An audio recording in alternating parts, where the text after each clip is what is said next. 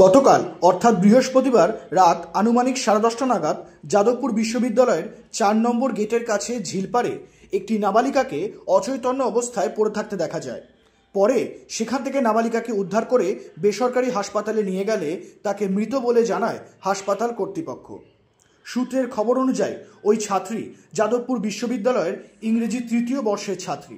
নাম অনামিকা মণ্ডল, বাড়ি বেলঘরিয়া নিমতায়। এই রহস্য মৃত্যুকে কেন্দ্র করে তদন্তে নেমেছে কলকাতা পুলিশ। শাসক দল তৃণমূল কংগ্রেসের দাবি, বিশ্ববিদ্যালয়ের চত্বরে সিসিটিভি ফুটেজ থাকলে এরকম ঘটনা ঘটত না। তাদের দাবি মুখ্যমন্ত্রী মনোনীত ভিসি নিয়োগে। ঘটনার পর তরুণীর ওই বাড়ি নিমতা ললিত গুপ্ত স্ট্রিটে নেমে এসেছে শোকের ছায়া। এই বিষয়টি নিয়ে ওই তরুণীর এক প্রতিবেশী জানান, কোনো ভাষা নেই, কারণ এই ধরনের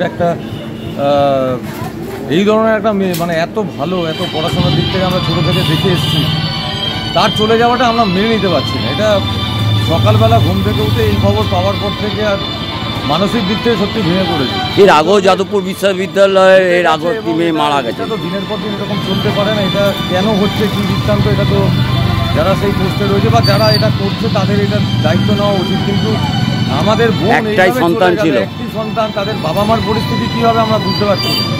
আমাদের কাছে সত্যি খুব দুঃখজনক ঘটনা, এটা ভাবা যায় না। সকাল থেকে উঠে আর কোনো দিকে কিছু ভাবতে পারছি না। মেয়েটা প্রতি মুহূর্তে আমাদের চোখের সামনে ভেসে উঠছে।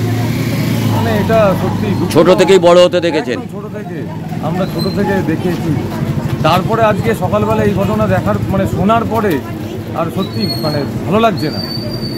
আপনার নাম? আমার নাম প্রবীর কুমার রায়। ব্যুরো রিপোর্ট, নজরে বাংলা। এয়ার ইনফ্রাস্ট্রাকচারের উদ্যোগে অহনা অ্যাপার্টমেন্ট, বারাসাতের হৃদয়পুরে নৃপেন ঘোষ সরণিতে তৈরি হচ্ছে নতুন আবাসন প্রকল্প। থাকছে একগুচ্ছ বিশেষ সুবিধা, লিফট থেকে শুরু করে ডিপ টিউবওয়েল, এছাড়াও থাকছে সাউন্ড প্রুফ জেনারেটর এবং কার পার্কিং এর সুবিধাও।